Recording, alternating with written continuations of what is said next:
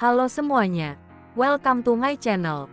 Kali ini kita akan menceritakan cerita yang berjudul Madu Cantik yang Tak Tersentuh. Sebelum kita mulai, jangan lupa untuk di-subscribe, like, dan komen.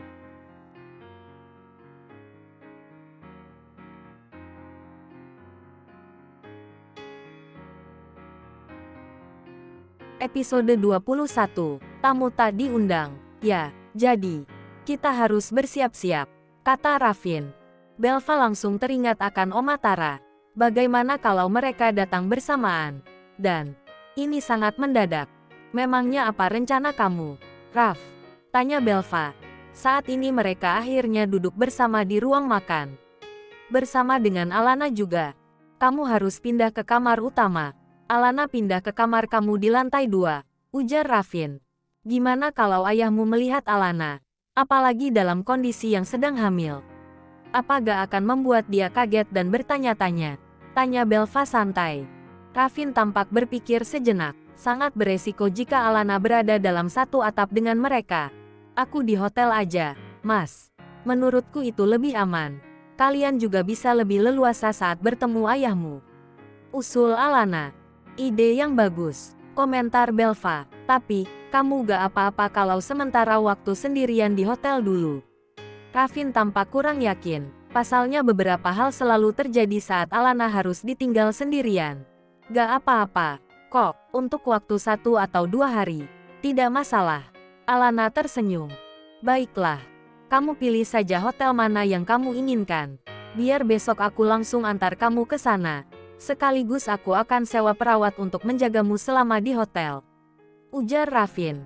Gak perlu perawat, Mas. Kan cuma beberapa hari aja. Aku gak apa-apa kok sendirian.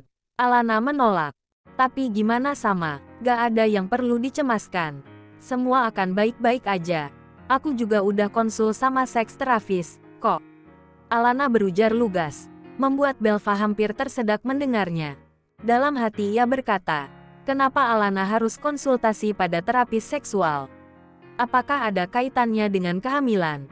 Baiklah, kalau begitu, tapi cepat kabari aku kalau terjadi sesuatu sama kamu ya, ujar Ravin.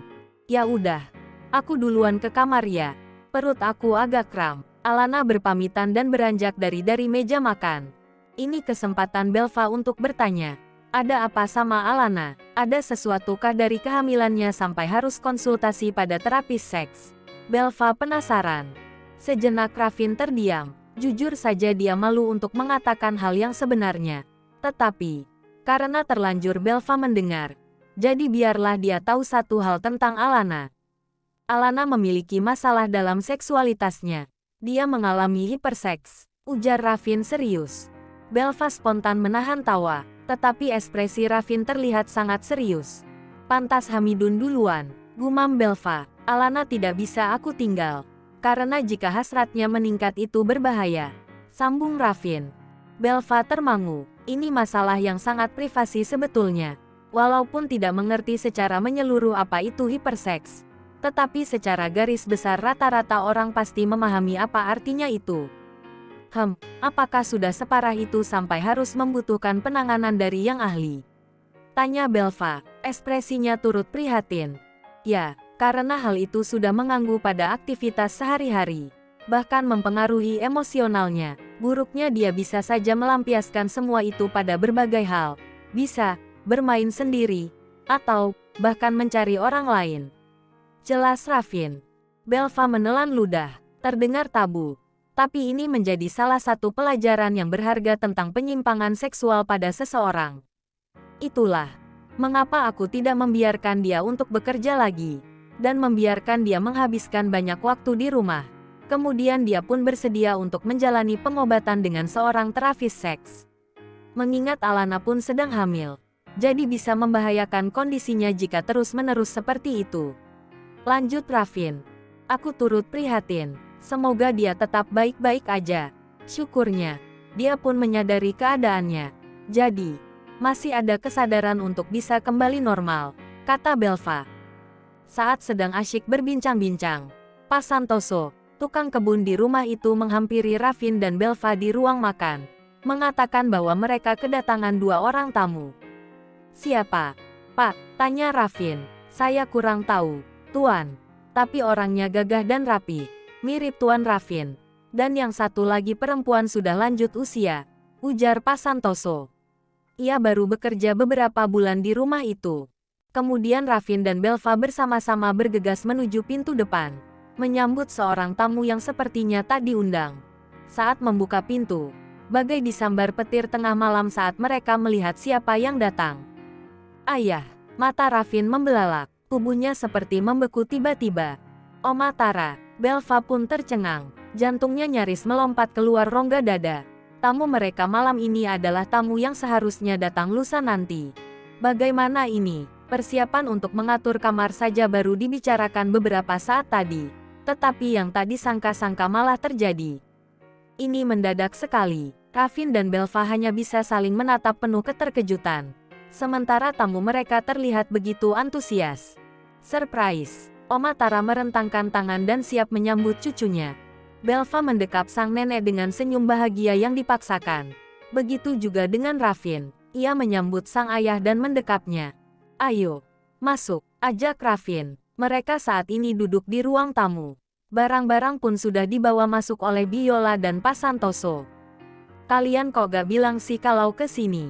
Kata Raffin. Kan tadi siang sudah bilang. Balas Givari. Ayah Raffin. Tapi kan ayah bilangnya lusa mau ke rumahku. Ujar Raffin.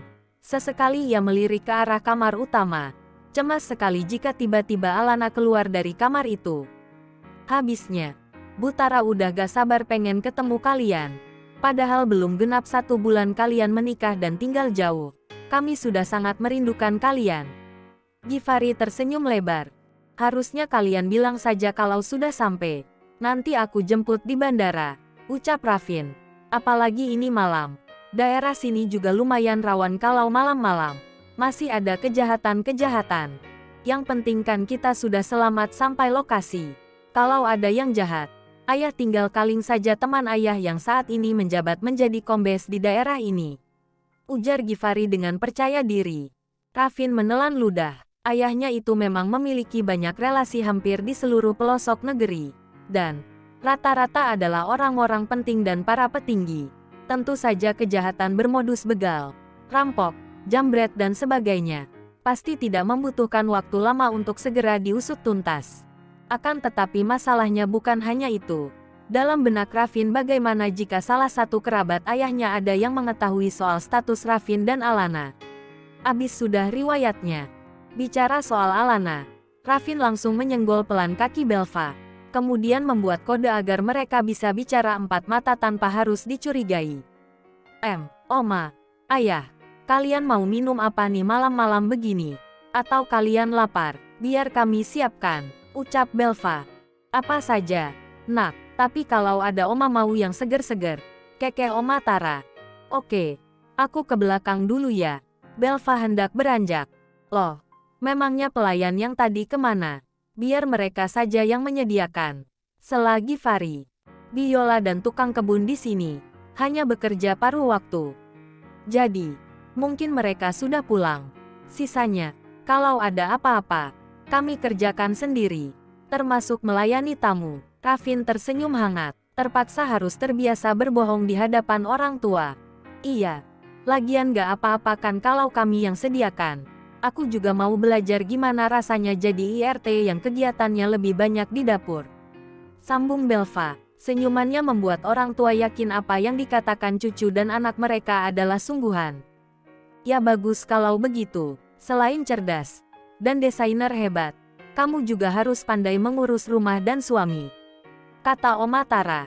Kemudian Raffin dan Belva langsung bergegas menuju dapur. Saat akan melewati kamar utama, pintu itu terbuka. Raffin sontak langsung melangkah cepat dan memasuki kamar itu lalu menutupnya. Belva hanya menoleh singkat. Sudah paham pasti tadi Alana hendak keluar. Sementara Raffin harus cepat-cepat menemuinya. Seiring dengan degup jantung mereka yang berdetak lebih cepat, mereka saat ini juga harus berpikir cepat dan tanggap. Sesampainya di dapur, Belva menghela napas panjang-panjang. Ia mencari Biola untuk membuatkan minuman dan makanan. Bi, tolong buatkan minuman dan makanan ya.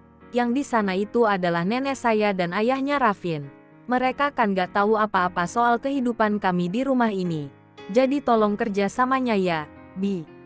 Kalau mereka tanya-tanya, jawab sewajarnya. Selayaknya saya dan Rafin bahagia pokoknya. Belva berbisik-bisik dengan biola. Wanita parubaya itu mengangguk. Baik, Nyonya, saya mengerti. Tapi, malam ini mereka akan tidur di mana? Tanya biola. Sejenak Belva terdiam kemudian melebarkan mata saat teringat kamar tamu di atas. Yang saat ini menjadi kamarnya sendiri. Astaga, barang-barang aku masih di atas, Bi. Aduh gimana? Nih, Belva resah sendiri. Begini saja, Nyonya, biar saya yang bantu kosongkan kamar di atas. Nanti saya turun lewat tangga samping saja. Nanti biar gak curiga. Nyonya ajak nenek dan mertuanya Nyonya untuk ngobrol-ngobrol di ruang tengah saja. Usul biola.